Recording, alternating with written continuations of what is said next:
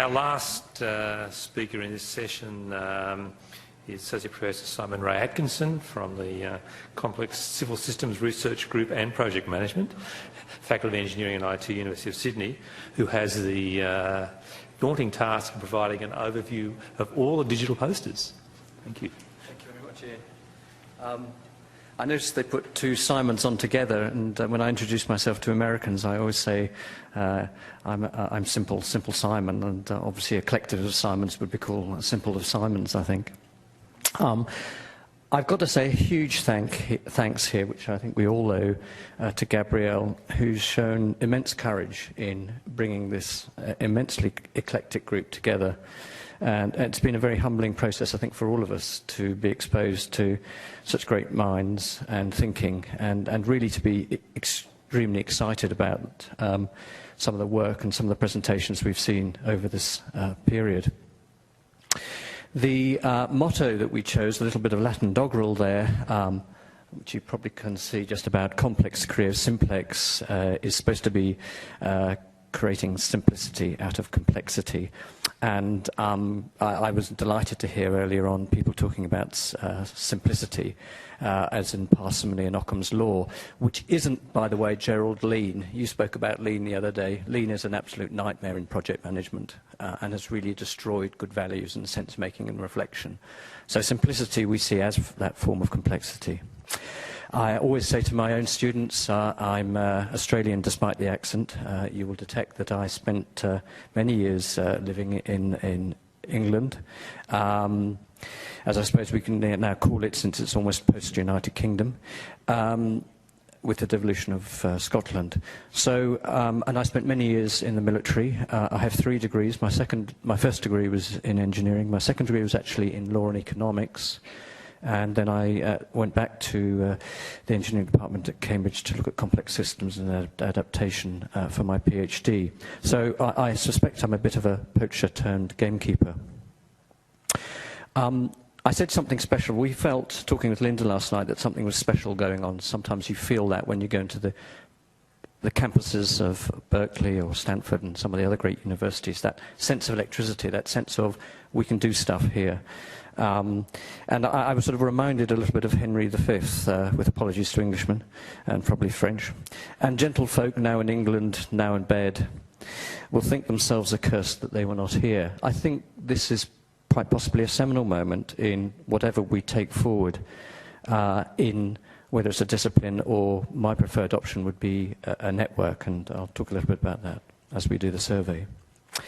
Gandhi said, as we know, first they ignore you, then they laugh at you, then they fight you, and then you win. And then you win.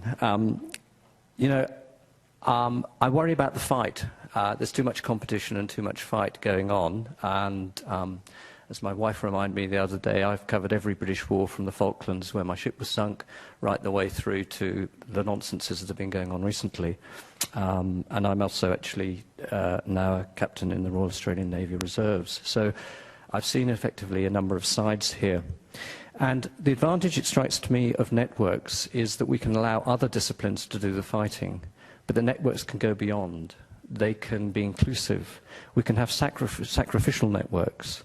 The Russians have a great term, razvedka boyen, which means intelligence gathering through battle. In other words, testing for failure, and then scaling beyond that. So I wonder if, rather than tying us down and fixing us, when we end up feeding and fighting ourselves within some narrow defined discipline, that a network construct is better. And in a way, that was the approach that I tried to take to analysing the vast array of inputs and ideas that came through into the seminar and all the posters that we're looking at. And finally, a thought that sticks with me is what Descartes says. So Descartes actually says, if I'm right, he actually says, I doubt, therefore I think, therefore I am. And I think this is really powerful, that doubt, which I feel should be the watchword of the good researcher. That we're out there making the questions. We're doubting those boundaries, the mereologies between the bits and parts of where we are and where we may not be. And the other thing that I think came out from our discussions yesterday is humour. This ability to laugh at ourselves, to not take ourselves sometimes too seriously. to have that simplicity, or simple of Simons, or whatever you want to call it. There's a recent paper that's come out, which I recommend, from the Public Administration Select Committee in the UK Parliament, and it's just come out last week, calling Talking Truth to Power, and it's actually calling for a root and scale review of what the British call their civil service, and we of course call our public service. And I do recommend that. We've input to it, but it's a very fascinating document as to how perhaps we begin that discussion which is beyond us. So I took the electronic posters, as you can see here. I identified over 50 themes, and I then did the very basic sort of metrics of trying to see what was the most popular, least popular, and then sort of reaffirming and looking at those connections and doing some relatively simple, if you like, network analysis and looking at clustering. And then I did an abstract, because I thought actually sometimes we need to be beyond the sort of the tight metrics towards a more descriptive process, which was that abstract. Anne-Marie Griogno, some of you will know, is a brilliant DSTO scientist, and she came up with the term co-adaptation almost 10 years ago now. And her rule of thumb is you can't prioritise beyond 5, so don't bother.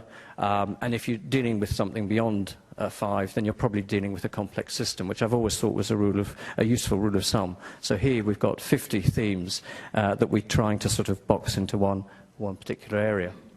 So, not surprisingly, research was at the core, and I think we probably need to really think about that word. These are reserve words. Research as a system engineer, as a complex thinker, as a social scientist can often mean different things. The other three terms, not surprisingly, were integration, socio-economic impact, and interdisciplinary. Whereas implementation, which is of course in our title, actually, interestingly enough, didn't form part of the sort of core themes that were running through. And so essentially I had over 1,000 different inputs to this from the various posters that we had. So it was a fairly significant sieve, and these were at the core. And you can see what I've done here. I've created an abstract from those figures with research at the core, and of course that's our being. But it's so important that we allow for the integration, we enable the integration, we enable the socio-economic impact and understanding, and we also achieve that interdisciplinarity. But there was also, and we've seen this coming through and it comes up later, this question of, well, what is interdisciplinarity and transdisciplinarity and multidisciplinarity? I then looked at breaking down into a sort of further groups, the intermediary and other areas, and this is the sort of what I call my subcluster 1. And my apologies if some of your really brilliant words aren't there, but Mark, you'll be delighted to say that actually a theme, not just in your poster coming through, was the idea of mental and meta models. We also have concepts at that sort of outer edge of exclusion, also includes considered in terms of class, classification and division. And I think that's important if we're going to consider ourselves as a discipline. Transparency of research and decisions. Decisions comes up in every other areas. Team building that we've heard of as being important components of that. Decisions, jurisdiction, which I look at in terms of jurisdiction, but also decision taking and decision making, which sometimes people conflate or sometimes confuse between the two.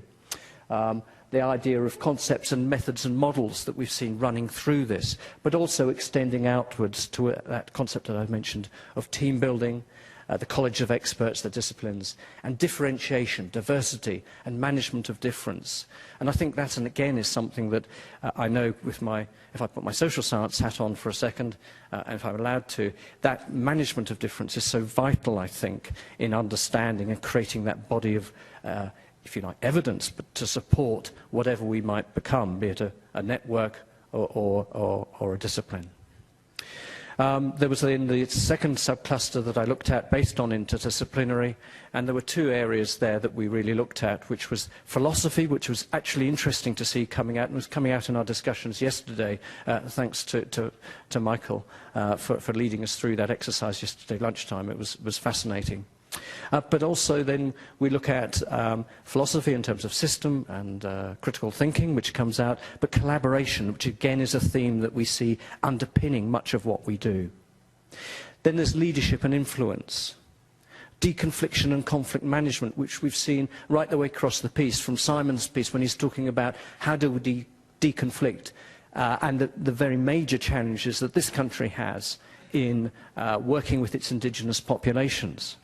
One of the facts that we look at for our indigenous populations in Wilcannia and Broken Hill, which is where BHP came from, by the way, is that the average age of young male indigenous populations is 37.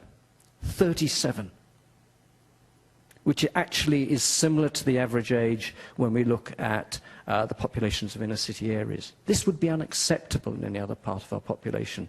And why are we passionate about it as engineers and doctors and others? Because this is our stock. We're losing the beautiful minds who could really solve some of the difficult, abstract problems we're going to face. We cannot afford to lose these guys. Very selfish, you might say. So then again, this discussion about multidisciplinary, disciplinarity, and do we define it, do we not? And again, my sense is the more we become a discipline, the more these definitional issues will come to haunt us and break us down. But all of this, I remind you, coming from that rich tapestry, that rich wealth of information that came from our posters. And the third cluster that we looked at is essentially the association and clustering, socio-economic impact, social processes, learning and education, strategy, policy development and planning, which are key in terms of the delivery and the outcome focus that we've heard of, transformation, adaptive management and dynamic change. And coming out of these particular cluster was the idea of stakeholder communication delivery, sustainability, ecosystems, ecology, knowledge in terms of management of knowledge and communication of knowledge, which I think we, again, sometimes conflate and forget how important those differences are. Case studies that we've heard of, certainly that's the example that the British are taking forward in more detail, cultural change and expectation and perception management. And then in three loose clusters that I've tried to form here, these are some actually what I call the weak signals. So some of those other areas are strong signals, they're obvious, they're going to be there. But these are perhaps the weak signals that we as a discipline, as a network discipline, whatever we want to call it, really need to take care of, because I suspect that in those areas of non-sustainability, of trust, risk assessment, reflection and reflexive monitoring, again of which we heard today, variety and intangibles, synthesis. How do we synthesize the problems? Are we in the synthetical age, having bypassed the information and computer age or gone beyond it? So these are key areas, I think, that will inform and should be informing our debate, and indeed were all contained in those wonderful posters that were presented throughout this remarkable and ingenious conference. So there you are, the blob that nobody can read. But that's the sort of assembly that I came from, an abstract, if you like, using the metrics and then saying, well, what would this network look like? And a lot beyond here. Potential costs to integration that we've spoken about, we've gone, and the idea of modular interaction as opposed to integration. A collaboration as a subcluster, but it seems to be so widely associated with other intermediary and weak signal themes, including on trust, risk, and transparencies, and transparency. And interdisciplinary in some regards, thought of in terms of collaboration. So is that a way that we can actually overcome some of those divisions, or does it create more?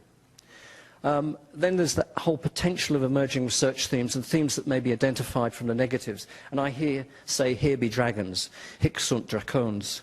If the science of systems thinking is an emergent one, then is it possible that the most fruitful lines of inquiry may be in those weak signals I mentioned? And there are also potential risks in the dominant themes, creating new disciplines, new silos, which we can't look beyond. And finally, the health warning. This is a survey of posters as presented to the conference. And so thematic alignment and clustering was by simple network analysis. And I'm sure there are many areas out there that we won't wish to comment on. That's it, Ian. Thanks.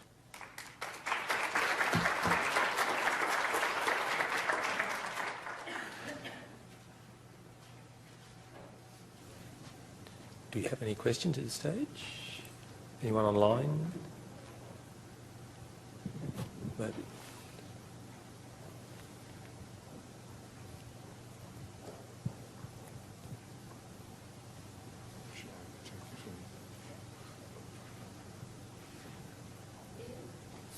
Sorry. Okay. There's a question? Yeah. So Andrew Ross from the ANU. This is a comment. It's a comment about two things that have been going through my mind about the barriers to integration and implementation. One barrier is that we search for comfort zones. And I think I've heard in a lot of the presentations some presentations that are partial and presentations that are great. You know, it's fantastic work, but it's not across the whole suite of, say, a problem like climate change. So this just, the individual search for comfort is one barrier. The second difficulty is the social difficulty of grappling with these very big changes. So actually we solve the things we can solve now, and we defer the things that we can't. And there are an awful lot of things that we're deferring that, you know, really need to be attended to. So I'm just not sure about what the solution to that is. It may be through better networking, but, you know, that's just a question I put to everyone. Well, how can you drive into those areas where we're just not doing enough? I'll attempt an answer, but it's obviously one that perhaps will inform the debate this afternoon. Look, I say to my young researchers that I want them to be on that edge of science, and it's a scary place. And a lot of this, I think, is up to us as perhaps the more senior people to create a context in which they are, if you like, it's not risk-free, but they are safe to fail in some regards, and we can pull them back from that edge. The difficulty, I think, in many of the management regimes I see being applied in lean is it destroys that reflective capacity, and therefore we don't have the capacity to put our people on the edge.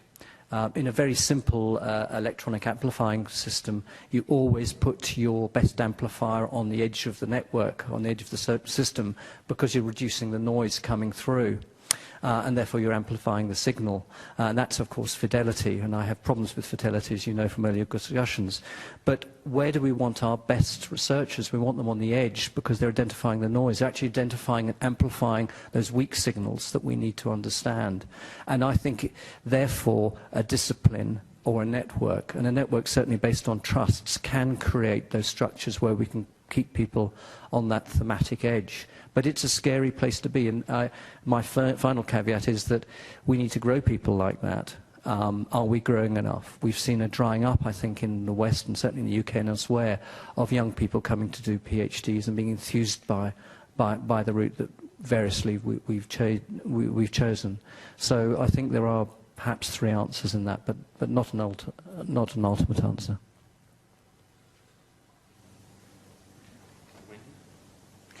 Wendy Elford, now next to a consultant and an academic. I'm interested in your comments on macro-cognition, because it seems to me that the one thing that we all have in common, and this struck me, I don't know who said it, is that we are all human. So at least we have some commonality at that level, and no one can dispute that. So maybe the work that is done on macro-cognition can help us connect more effectively. And if we focus on that, then maybe all those small circles and differing perspectives can come down to common elements like narrative that we can all agree on because we all produce it and we all transact that way. Yeah, I worry about all agreeing. I think there's a discourse in that. But I do agree, and I think we owe it to our young people. I mean, you and I, Wendy, we're scary people. We do scare people. I know I do. And so part of it is managing that image, that perception that we were talking about this morning, and encouraging people to come in and be friendly, be humorous. Thanks for the analysis. I'm curious whether you did it on the titles or the keywords or Gabriel Banner. The titles or the keywords or how you did it. Can you just lead us through how yes, that happened? So I did it. First of all, there's the titles, because they're generally a very good lead into the poster. But then I was looking for words and common words that came through that. And as you can imagine, it took a lot of time. It took you an awful lot of time to do the wonderful reviews that you did. And I know both my students benefited hugely, my research students, from the comments they had back from you. And it's a really laborious process. And then it was a standard, awful Excel spreadsheet, because there was no really automatic way of doing it. And getting beyond the... I mean, we could, of course, we can do word checks and all the rest of it, and that's easy. But actually getting beyond that to get the nuances and the connections. You know, where did these actually fit in people's thinking? And so that took quite a lot of time. So it was a bit of both, I think, Gabriel. You know, I actually have a follow-on. So as you were going through that analysis, did you get any sense that people didn't have quite the words to actually express some? So there's some concepts for people going around, but actually there isn't the language there yet. And that again would be a very interesting weak signal. I think that's what I meant by here be dragons. Look, absolutely. And it was fascinating seeing how people were describing things. And we got down to this discussion between the epistemology and ontology. I'm an ontologist. I love the idea of designing new words to fill those gaps. But there is a real debate. And look, we've been very polite to each other, but I think it would be fair to say there is a really raging debate that Lynn pointed towards in the area of project management and others that we need to be conscious of. And that's why I say, you know, if we don't have to fight, and we can let others do the fighting, then let's be sensible about it. But you're absolutely right. And forming those new words, that new ontology, that new language of our network discipline or our discipline, whatever it's going to be, I think is so exciting. I mean, that's where we want to be. And I think this is what this conference has delivered.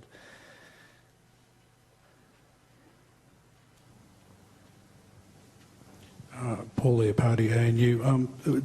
What, if anything, does the absence of the word or having a bubble around it for the word implementation mean to you from analysing these posters? Well, actually, implementation was there. It was in the sub-clusters as implementation and implementation science. It just wasn't... I mean, this is the problem, isn't it? You do a survey and you can prove everything, can't you? It's the thing of metrics. It happened to be in the sub-cluster.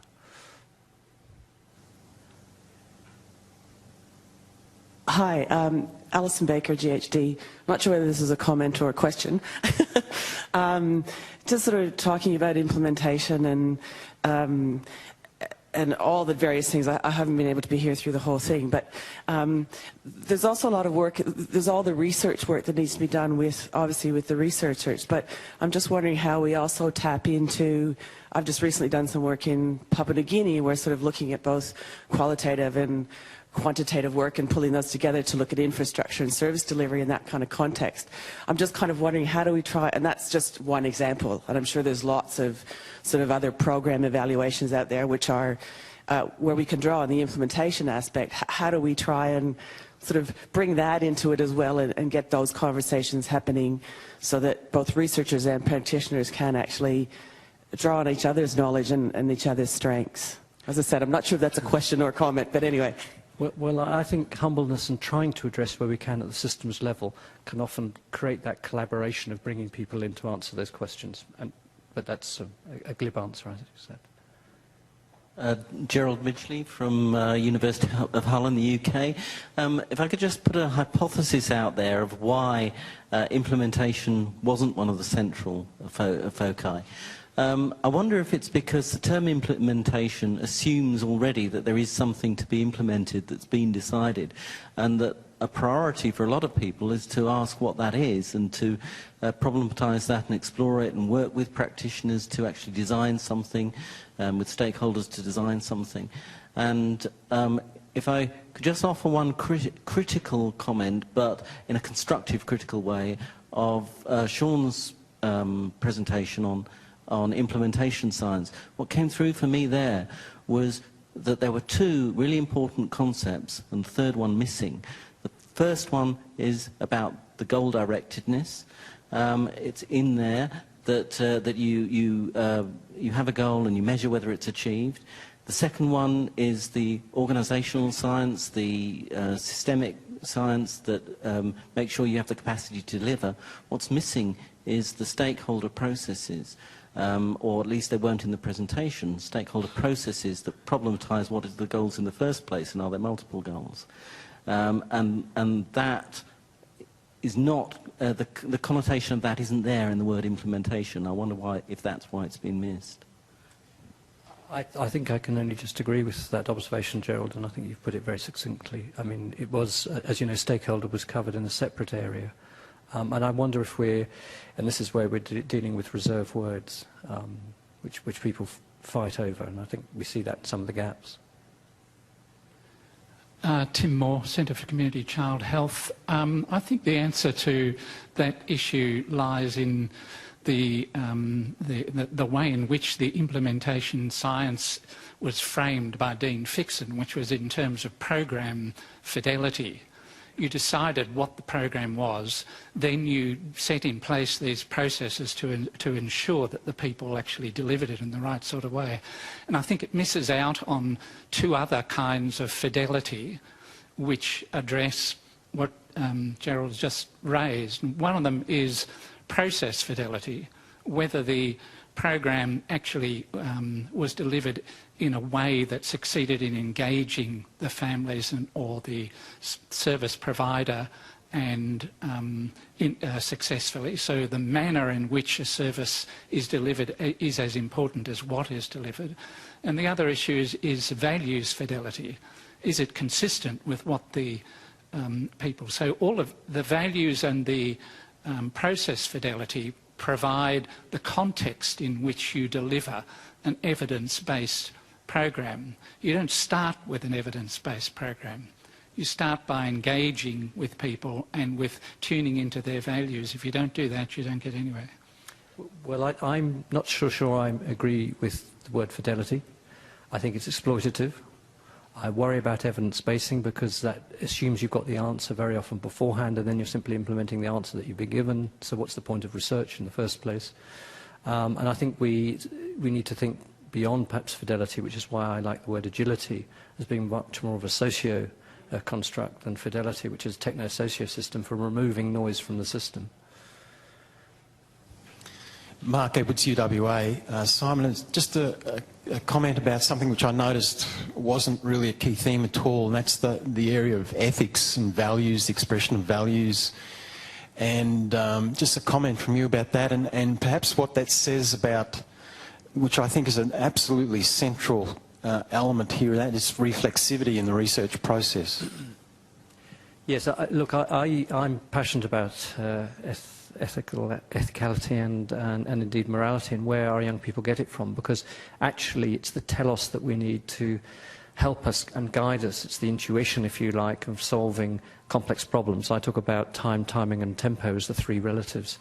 And so I think it's encompassed in the area of philosophy, system and critical thinking, but very much in reflective and reflexive thinking, which was one of those sort of subclusters.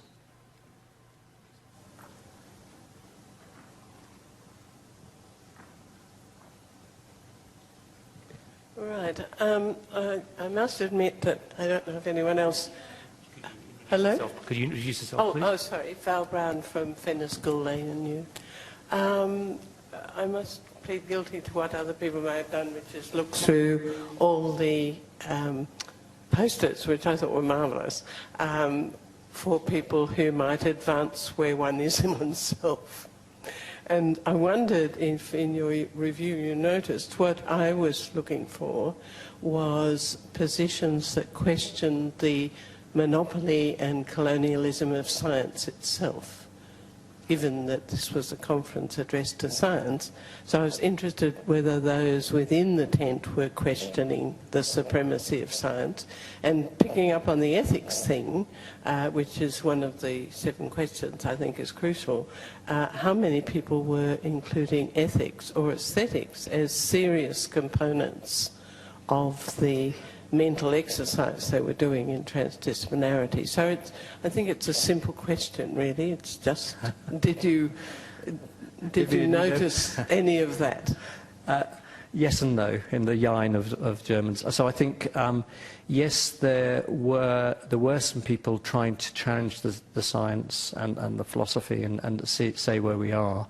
But I think at the same time there was a wish to accept some of the premises and move beyond that. But I think it's really important, from my perspective, that we actually try and get back to some form of combining philosophy before we go root and scale into methodology and modelling.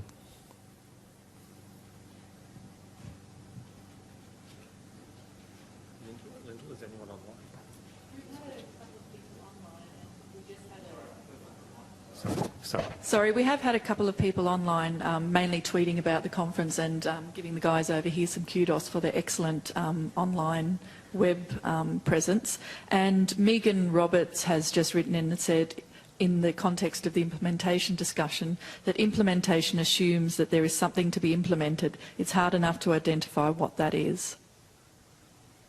Well done, Megan. Okay then. Thank you. Thank you. Can we thank Simon?